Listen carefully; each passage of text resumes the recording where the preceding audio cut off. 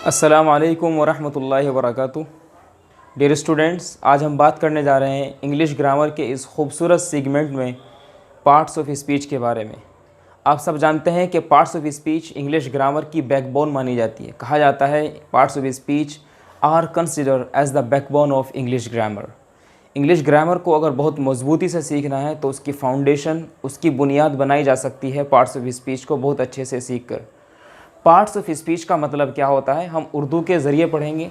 आप सभी के इल्म में है कि ये चैनल स्पेशली ऐसे स्टूडेंट्स के लिए हैं जो मदारिस से बिलोंग करते हैं, जो मसाजिद के आइम्मा लोग हैं, या जो घर पर रह कर के उर्दू के ज़रिए, अरबी के ज़रिए इंग्लिश सीखना चाहते हैं। यानी इंग्लिश सीखने का एक ऐसा प्लेटफॉर्म है जिसका मीडियम है अरबी और उर्दू। अगर आप उर्दू जानते हैं या अरबी जानते हैं या आप हिंदी भी जानते हैं तो आप इस चैनल पर, इस प्लेटफॉर्म पर आकर के बहुत आसानी से फ्री में आप इंग्लिश सीख सकते हैं। तो आप बने रहें हमारे इस चैनल के साथ। पार्ट्स ऑफ स्पीच का मतलब क्या होता है उसको देख लेते हैं। देखिए, पार्ट्स ऑफ स्पीच का मतलब होता है, अगर आप इनको बांट करके देखें तो पार्ट्स का मतलब होता है हिस्से, स्पीच का मतलब होता है जो बात, कलाम, भाषण, बयान, और ऑफ का मतलब होता है काकी के। तो सीधा से इसका मतलब बनता है, पार्ट्स ऑफ स्पीच का मतलब बनता है अज्जाए कलाम। अज्जाए कलाम का मतलब क्या होता है उसको एक बार परखना पड़ेगा। देखिए, जब इंसान एक बात करता है तो बात करते टाइम वो कभी की तो किसी चीज़ का नाम लेता है, कभी किसी काम के बारे में बताता है, कभी किसी चीज़ की जगह पर कोई और दूसरा वर्ड यूज़ करता है, कभी काम के होने की हालत के बारे में बताता है, कभी किसी को दुआ देता है, कभी किसी को किसी काम के करने के लिए कहता है या रोकता है। तो मल्टीपल वर्ड्स यूज़ करते हैं हम अपनी एक बात में। तो सबसे पहले बात करेंगे स्पीच। आप स्पीच की डेफिनेशन आपको याद करनी चाहिए। स्पीच क्या है, ठीक है ना। स्पीच की डेफिनेशन याद करना बहुत ज़रूरी है। स्पीच क्या है, यानी every word which comes out from the mouth of a human that is called speech. यानी हर वो बात जो इंसान के मुंह से निकल करके आती है वो स्पीच कहलाती है, ठीक है ना। फिर दूसरी बात आप इसमें यह भी करेंगे कि स्पीच ये भी होती है कि एक ऐसी बात, यानी कलेक्शन ऑफ वर्ड्स जो सामने वाले के लिए, कलेक्शन ऑफ वर्ड्स का मतलब यानी अल्फाज का वो मजमुआ विच कंप्लीट अ सेंस, जो एक पूरा सेंस पूरा करता हो, जो एक कंप्लीट सेंस को रिप्रेजेंट करता हो, उसी को स्पीच कहा जाता है, ठीक है ना। तो स्पीच का मतलब आप याद रखेंगे कि speech the collection of words, यानी अल्फाज का वो मजमुआ विच कंप्लीट्स अ सेंस, जो एक सेंस को कंप्लीट करता हो, ठीक है ना, उसी को क्या बोलते हैं, दैट इज़ कॉल्ड स्पीच, उसी को स्पीच बोलते हैं, ठीक है। तो पार्ट्स ऑफ स्पीच का मतलब हुआ अज्जाए कलाम। अब आगे बात करेंगे कि अज्जाए कलाम कितने हैं, पार्ट्स ऑफ स्पीच कितने हैं। तो अगर सवाल किया जाता है how many parts of speech are there in English grammar, तो आपका आंसर होगा there are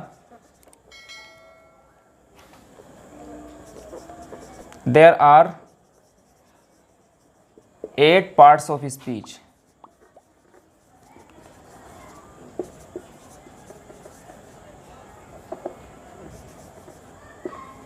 there are 8 parts of speech in English grammar. इतना भी कह देंगे तो अच्छा है।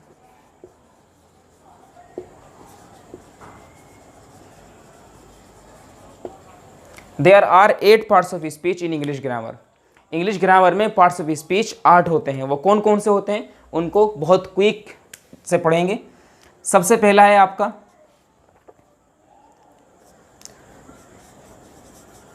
नाउन।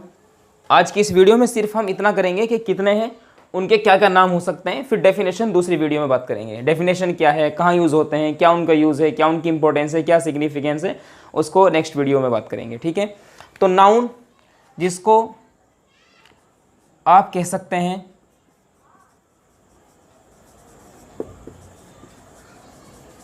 Naming word. दूसरा आता है प्रोनाउन, जिसको आप बोल सकते हैं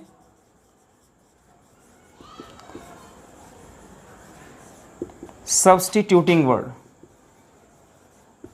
साथ साथ लिखते जाएंगे आप, साथ साथ समझते जाएंगे। कोई भी अगर क्वेश्चन है, कहीं आप समझना चाहते हैं, कोई कन्फ्यूज़न है या कोई भी आपका कोई भी क्वेरी है तो आप कमेंट कर सकते हैं, ठीक है ना। व्हाट्सएप नंबर नीचे दिया हुआ है, आप व्हाट्सएप पर भी हमें अपना वर्क करके, आप अपना होमवर्क करके आप हमें चेक करने के लिए भेज सकते हैं। फ्री में चेक होगा।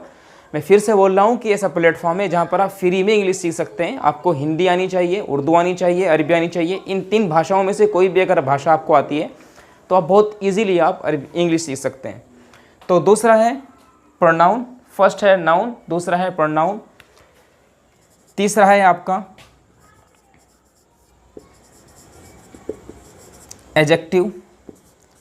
एडजेक्टिव को हम बोलते हैं क्वालिफाइंग वर्ड। उर्दू में क्या बोलते हैं इनको, अभी वो भी बता रहा हूँ, क्वालिफाइंग वर्ड। चौथा है आपका वर्ब। वर्ब को बोलते हैं आप, वर्ब का दूसरा नाम आप कह सकते हैं सेइंग वर्ड।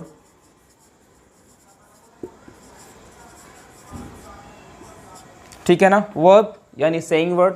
वर्ब के बाद आता है एडवर्ब, 5वें नंबर पर एडवर्ब। इसको बोलते हैं हम मॉडिफाइंग वर्ड। ठीक है ना, मॉडिफाइंग वर्ड। 6 नंबर का आता है आपका प्रीपोजिशन। प्रीपोजिशन इसको हम कह सकते हैं गवर्निंग वर्ड।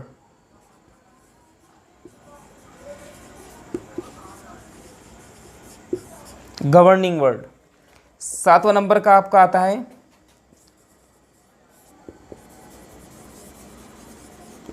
कंजक्शन। कंजक्शन को हम बोलते हैं कनेक्टिंग या लिंकिंग वर्ड। कनेक्टिंग या लिंकिंग।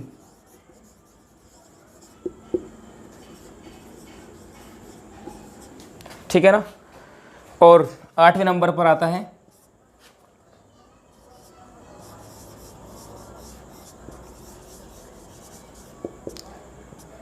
इंटरजेक्शन। इंटरजेक्शन को हम बोलते हैं एक्सक्लामेटरी वर्ड।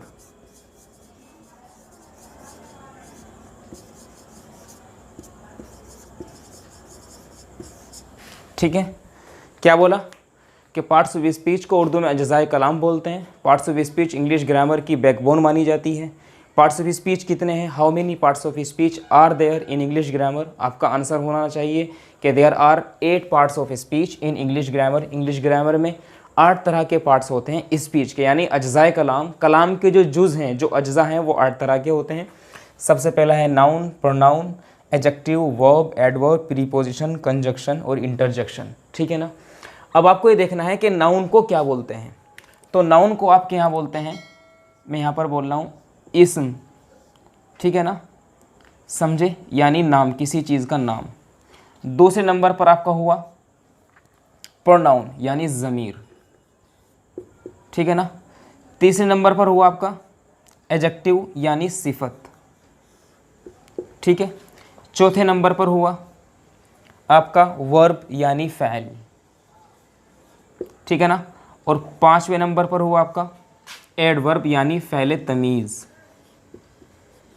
ठीक है ना। 6 नंबर पर है आपका प्रीपोजिशन यानी हरफ़े जार। ठीक है ना। 7वें नंबर पर क्या है आपका कंजंक्शन। कंजंक्शन को बोलते हैं आपके यहाँ पे हरफ़े आत्फ़।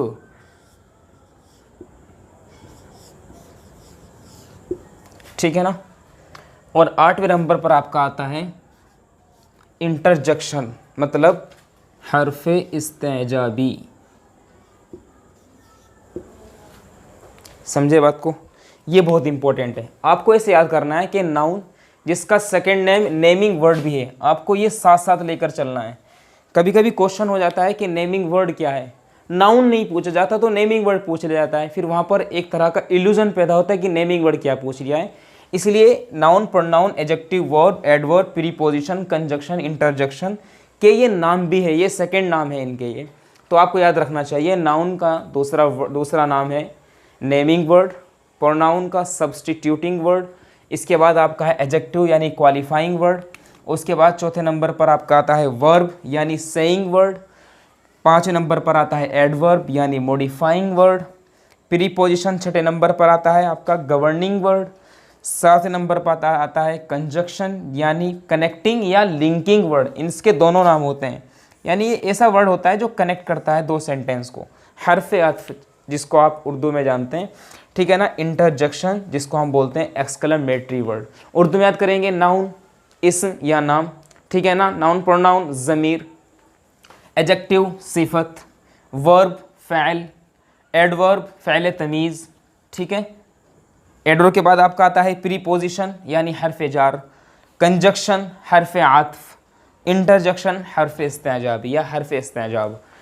तो मैं ये सब इसलिए बताया है ताकि आपको एक तरह का इंट्रोडक्शन पता लग जाए। ये एक तरह की आज की इंट्रोडक्टरी क्लास थी, एक तरह से ये आज की क्लास इंट्रोडक्टरी क्लास थी ताकि हमें पार्ट्स ऑफ स्पीच के बारे में पता लग जाए, ठीक है ना। हम नेक्स्ट वीडियो में इनको बहुत डिटेल के साथ में डिस्कस करेंगे कि नाउन की डेफिनेशन क्या है, इनकी तारीफ़ात क्या हैं, इस्म सिफत जो तारीफ़ात अरबी में है उर्दू में है वही है, बस उनकी एग्जांपल्स थोड़ी अलग हो जाती है, वर्ड्स बदल जाते हैं, अल्फाज का हेरा फेर होता है, ठीक है ना। सिर्फ अल्फाज का ही तबादला होता है, बाकी सब चीज़ें वही रहती हैं। उम्मीद करता हूँ ये आपका आज का चैप्टर आपको समझ में आया होगा।